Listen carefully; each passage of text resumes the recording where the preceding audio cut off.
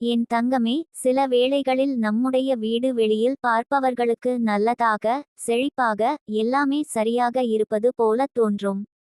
ஆனால் அந்த சுவற்றுக்குள் நம்முடைய மனம் எவ்வளவு வலிக்கிறது என்பதை யாருக்கும் தெரியாது.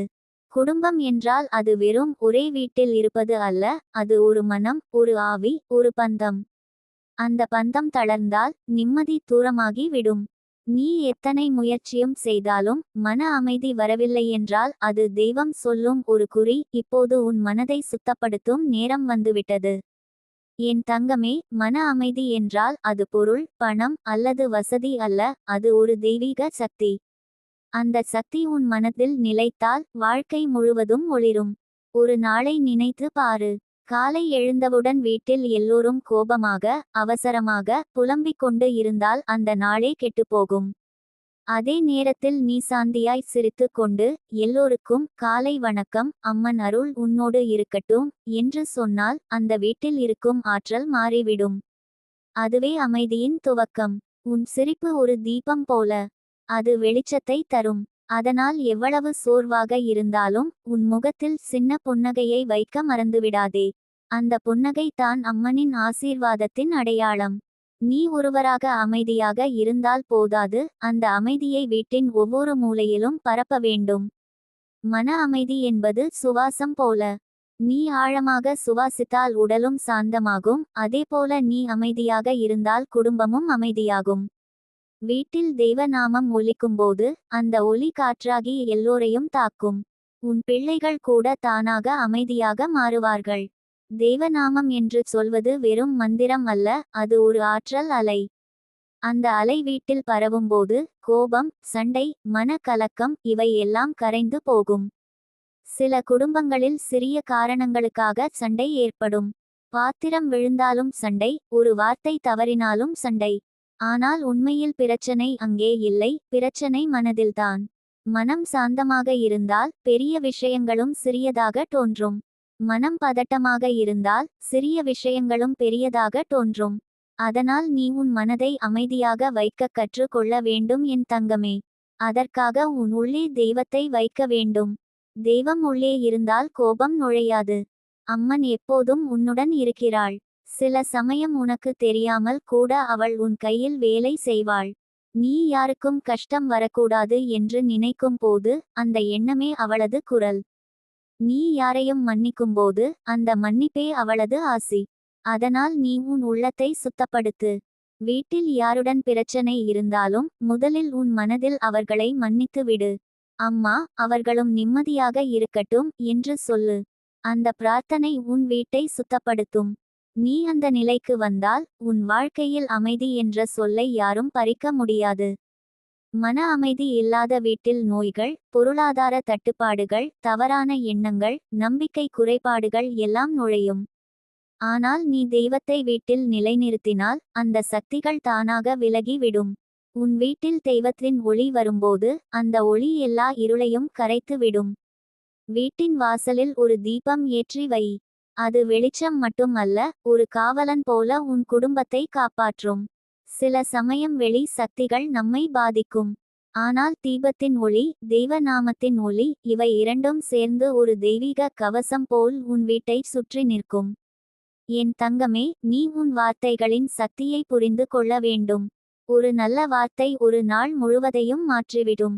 ஒரு கெட்ட வார்த்தை ஒரு வாழ்நாளை அழிக்க முடியும். அதனால் நீ பேசும் ஒவ்வொரு சொல்லும் கருணையுடன் இருக்கட்டும். யாரும் உன்னை புரியாமல் இருந்தால் கூட நீயே அமைதியாக இரு. ஏனெனில் தெய்வம் உன்னுடைய அமைதியில்தான் செயல்படுகிறது. கோபத்தில், கூச்சலில் தெய்வம் வராது.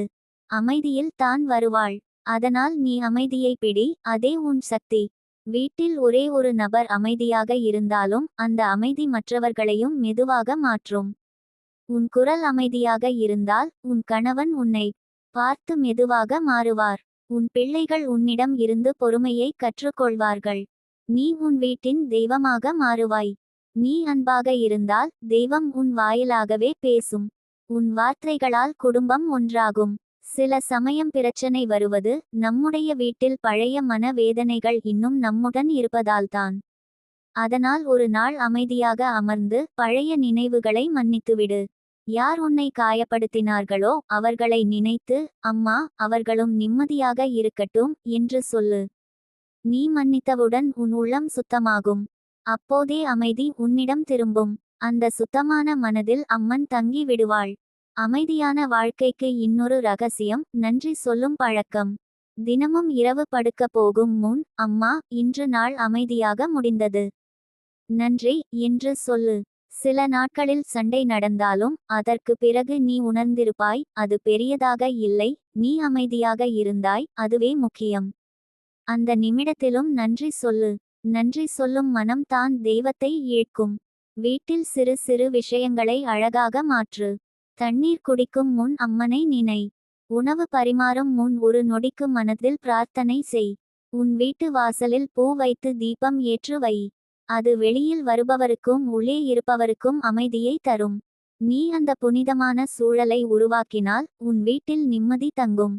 சில நேரங்களில் மன அமைதி இல்லாமைக்கு காரணம் நம்முடைய எண்ணங்களே. நாமே நம்மை குறை கூறி, மற்றவரை குறை கூறி அந்த எண்ணங்களில் சிக்கிக்கொள்கிறோம். ஆனால் நீ நினை, ஒவ்வொருவருக்கும் தங்களுடைய நேரம் இருக்கிறது. சிலர் உடனே மாற மாட்டார்கள், ஆனால் தெய்வம் அவர்களையும் மெல்ல மெல்ல மாற்றும். நீ நம்பிக்கையுடன் காத்திரு. அம்மன் உன்னுடைய பொறுமையை பார்த்து உனக்கு இரட்டிப்பு ஆசீர்வாதம் தருவாள். என் தங்கமே, உன் வாழ்க்கை ஒரே நாள் முழுவதும் மாறாது. ஆனா நீ இன்றே துவங்கினால் நாளைக்கு மாற்றம் தெரிய வரும். நீ ஒரு தீபம் ஏற்றி, அம்மா, என் வீட்டில் அமைதி நிலைக்கட்டும் என்று சொல்லும் அந்த நிமிடத்தில் இருந்து பிரச்சனைகள் மெதுவாக குறையத் தொடங்கும். நீ அதை அனுபவிப்பாய். முதலில் உன் மனம் சாந்தமாகும். அடுத்தது உன் குடும்பம். பின்னர் உன் வீடு முழுக்க அமைதி நுழையும். நீ யாரிடம் துன்பத்தை பகிர்ந்தாலும் அம்மனிடம் மட்டுமே முழுமையாகச் சொல். மனிதன் கேட்டு மறந்து விடுவான், ஆனால் அம்மன் கேட்டு மாற்றிவிடுவாள். நீ அம்மனை மனதில் அழைத்தால் அவள் உன் வீட்டின் கதவை கடந்து வருவாள். அவள் காலடிகள் விழும் இடத்தில் சண்டை தங்காது, துன்பம் தங்காது. அம்மன் உன்னிடம் ஒரு பாடம் சொல்லுகிறாள், என் பிள்ளையே, மன அமைதி வேண்டுமானால் நீ உன் மனதை என் பாதத்தில் வை. உன் கோபம், உன் பயம், உன் துக்கம் எல்லாம் எனக்கே ஒப்படை. நீ அவளிடம் ஒப்படைத்த உடனே அவள் உன் வாழ்க்கையின் சுமையை ஏற்றுக்கொள்வாள். அப்போ உன் மனம் இலகுவாகும். நீ ஒரு நாள் நினைத்து பாரு, நீ சிறு வயதில் இருந்தபோது வீட்டில் எவ்வளவு அமைதி இருந்தது. அம்மா சிரித்து கொண்டிருந்தாள், அப்பா உன்னை அழைத்து பேசினார், எல்லோருக்கும் சிரிப்பு இருந்தது. அந்த அமைதி இன்னும் உன் வீட்டில் இருக்கிறது, ஆனால் தூசியில் மறைந்திருக்கிறது. நீ அந்த தூசியை துடைத்துவிடு. அன்பால், மன்னிப்பால், தெய்வ நம்பிக்கையால் அந்த ஒளி மீண்டும் மின்னும். நீ ஒரு தெய்வீக விளக்கு. உன் உள்ளே ஒளி இருக்கிறது. அந்த ஒளி நீ உன் குடும்பத்துடன் பகிர்ந்து கொண்டால் அவர்கள் மனத்திலும் ஒளி பாயும். ஒருவரின் ஒளி பலரின் இருளை நீக்கும். அதனால் நீ உன் ஒளியை ஒளிரவிடு. எப்போதும் அன்பாக இரு, அமைதியாக இரு. நீயே உன் வீட்டின் சக்தி மையம். அம்மன் உன்னை பாராட்டுகிறாள், என் தங்கமே. என் பிள்ளை இவ்வளவு பொறுமையுடன், அன்புடன் வாழ்கிறான் என்று அவள் சொல்லுகிறாள். நீயும் அந்த அருளை உணர்ந்து கொள். தினமும் அவளுக்கு ஒரு மஞ்சள் பூவை, ஒரு நெய் தீபம் ஏற்று வை. உன் மனதை அவளிடம் திறந்து வை. அந்த 3 செயல்கள் உன் வீட்டில் 3 அருளாக மாறும்: அமைதி, ஆரோக்கியம், ஆனந்தம். வாழ்க்கையில் எப்போதும் துன்பம் இருக்காது. ஒரு நாள் அது முடியும். அந்த நாளை அருகே கொண்டு வருவது உன் நம்பிக்கை தான். நீ இன்று அமைதியை தேர்வு செய். கோபத்தை விட்டுவிடு, பயத்தை விட்டுவிடு, துக்கத்தை விட்டுவிடு. தெய்வ நம்பிக்கையுடன் முன்னேறு.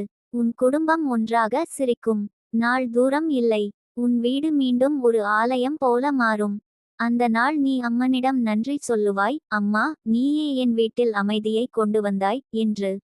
அவள் சிரித்து சொல்வாள், இல்லை பிள்ளையே, அமைதி உன்னுள்ளே இருந்தது, நான் அதை உனக்கு நினைவூட்டினேன். அந்த நிமிடம் தான் உன் ஆன்மா நிம்மதி அடையும்.